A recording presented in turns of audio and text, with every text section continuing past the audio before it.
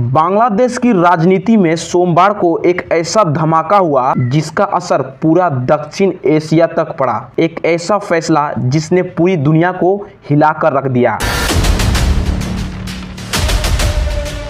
ICT यानी international crimes tribunal courts, जिसे हसीना ने खुद बनाया था, उसी ने उन्हें फांसी की सजा सुना दी। आरोप ये लगा है कि उन्होंने मानवता के खिलाफ अपराध किया है।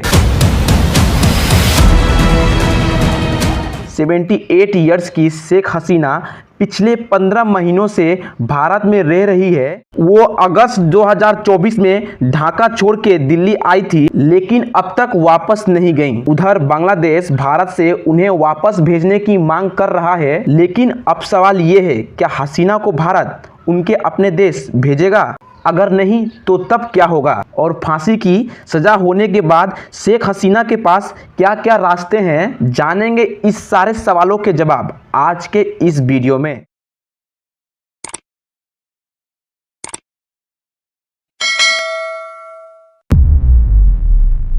सबसे पहले हम जान लेते हैं, क्या ICT ने जो फैसला दिया है वो भारत के लिए मानना मजबूरी है, या फिर क्या कहते हैं प्रदर्शन संदेह यानी एक्स्ट्राडिशन ट्रीटी। दरअसल भारत और बांग्लादेश के बीच 2013 में एक एक्स्ट्राडिशन ट्रीटी हुई। सिंपल भाषा में इसका मतलब है, अगर इन देशों का कोई भी क्रिमिनल दूसरे देशों में रह रहा है तो उसे वापस उसी के देश भेजा जाएगा, लेकिन इसकी कुछ शर्तें थीं। पहला, वो ऑफेंस जो दोनों देशों में क्राइम माना जाएगा। दूसरा, जिसमें कम से कम 1 साल की सजा मिली हो। और तीसरा, अपराध की कोशिश या हेल्प और उसको उकसाने में भी शामिल हो। 2016 में इसे और भी आसान बना दिया गया। अब एक्स्ट्राडिशन के लिए परफेक्ट एविडेंस की भी जरूरत नहीं पड़ती, बस रिक्वेस्ट करने वाले देश की अदालत का वारंट होना ही काफी है। इसी के तहत शेख हसीना के पिता शेख मुजीबुर रहमान के हत्या में शामिल 2 दोषी को 2020 में भारत से बांग्लादेश में भेजा गया। तो अब सवाल है, क्या बांग्लादेश की यूनिट सरकार ने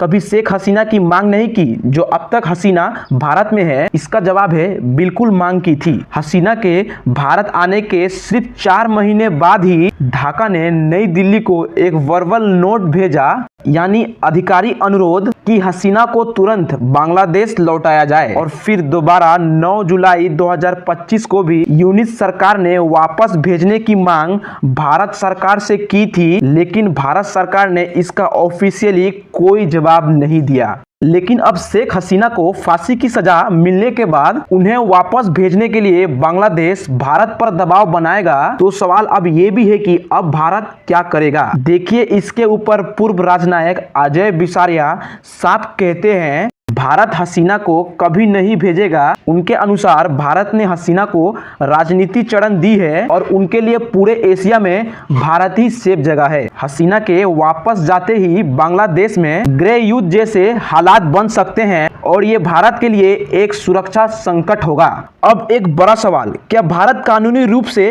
हसीना को वापस भेजने से इनकार कर सकता है? तो जवाब है हाँ, लेकिन उसके 2 तरीके हैं। पहला, आर्टिकल 6, जिसके अनुसार भारत अगर मान ले कि मुकदमा राजनीति है, लेकिन दिक्कत यह है कि जेनोसाइड्स, मर्डर और क्राइम अगेंस्ट ह्यूमैनिटी को राजनीति नहीं माना जा सकता। और दूसरा, आर्टिकल 8, ये भारत का सबसे मजबूत कार्ड है। इसके अनुसार आरोपी को अगर फेयर ट्रायल नहीं मिला है, अगर उसके जान को खतरा है, या अगर अदालत की गठन ही राजनीति के मकसद से हुआ है, तो भारत एक्स्ट्रेडिशन से मना कर सकता है। और UN पहले ही ICT के क्रेडिबिलिटी पर सवाल उठा चुका है और इससे भारत की दलील और भी मजबूत बन जाती है।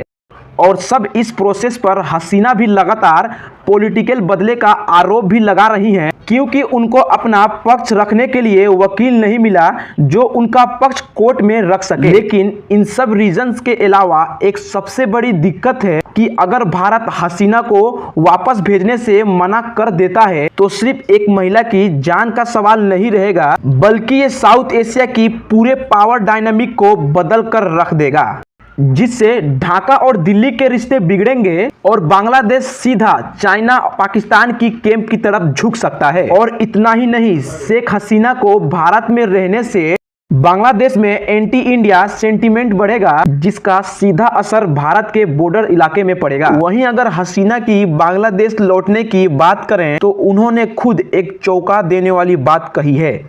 हसीना तो वापस जाने को तैयार है, लेकिन एक शर्त पर। शेख हसीना कहती हैं, मैं तभी बांग्लादेश लौटूंगी जब वहां लोकतंत्र वापस आएगा। और आईसीटी के ट्रायल पर उनका आरोप और भी ज्यादा गंभीर है।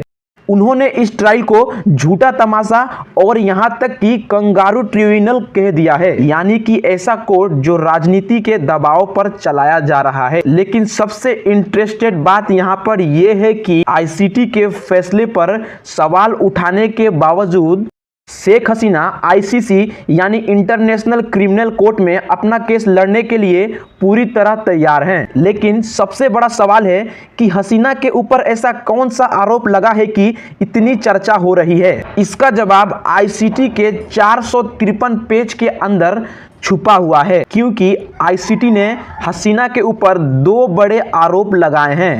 पहला, हसीना ने भड़काऊ भाषण दी जिससे हिंसा बढ़ी। दूसरा और सबसे गंभीर आरोप, उन्होंने अपनी सरकार के खिलाफ शांतिपूर्ण प्रदर्शन करने वाले लोगों पर घातक हथियारों को इस्तेमाल करने का आदेश दिया ताकि विरोध को कुचल दिया जाए। अब इस प्रोटेस्ट में कई सारे छात्र और बहुत सारे लोग मारे गए, जिसका इल्जाम हसीना को ठहराया जा रहा है और इसी बेसिस पर उनको फांसी की सजा सुनाई गई।